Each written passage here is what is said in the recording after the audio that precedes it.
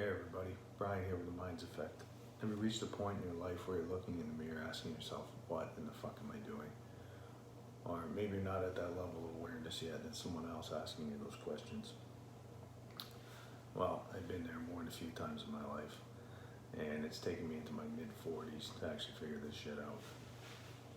Okay, therapy, AA, medication, bipolar, alcoholism, financial issues, the list goes on and on. Just couldn't get it together until I started looking at the mind from a scientific point of view. Now, stay with me here. I'm not the first one to say these things. Doctors, motivational guys, I'm just putting my spin on it, and hopefully I can get through as well, because it really got through to me. So the brain is a record of the past, and most people wake up in the morning, immediately start thinking about your problems. I was one of them.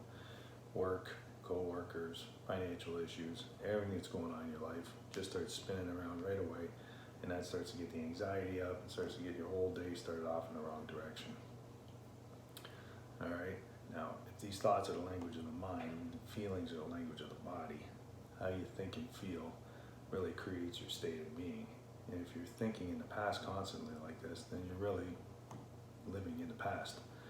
So you have a choice to find yourself by a vision of the future or by your memories of the past. Now, very easy to say. The hardest part of change is not making the same choice as you did the day before. Well, no shit. Again, very, very big statement, but it's really as simple as it is. Okay, there's a lot that goes to it. Now, the moment you start to make these changes, you're gonna feel very uncomfortable. This is your mind and body trying to return to the comfortable program that you've been running with your subconscious. And that's what it all comes down to, your subconscious.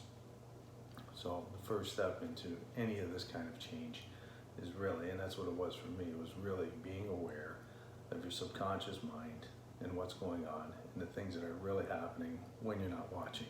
And what I mean by this is your conscious mind.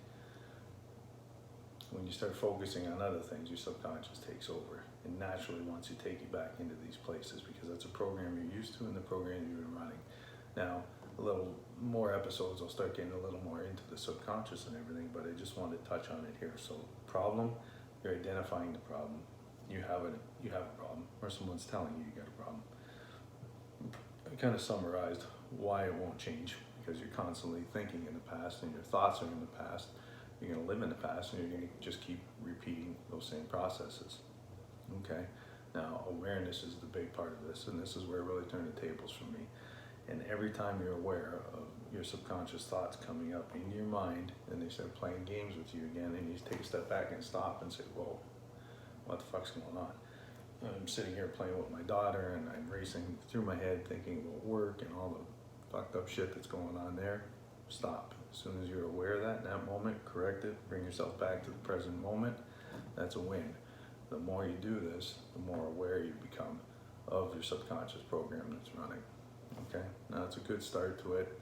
Once you start being aware of those moments, you start moving in the right direction. All right, we'll follow up more with a little more on the subconscious and start to dig a little deeper into some more episodes. All right, until then, take it easy. I'll talk to you later.